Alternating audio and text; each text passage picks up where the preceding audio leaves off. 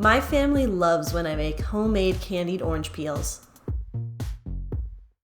Using a sharp knife, trim off the tops and bottoms of the orange. Then, use a vegetable peeler or paring knife to peel off 2 to 4 inch segments. Place the orange peels into a large pot over medium heat. Add the water and half of the sugar. Bring to a simmer.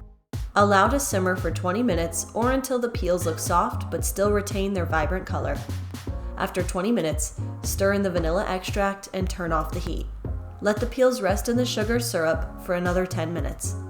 Use tongs to remove the orange peels to a cooling rack with parchment paper underneath. Add the remaining sugar to a shallow bowl and toss the orange peels in. Let the peels dry completely at room temperature for about 1 to 2 days. You can find more easy snack ideas on my website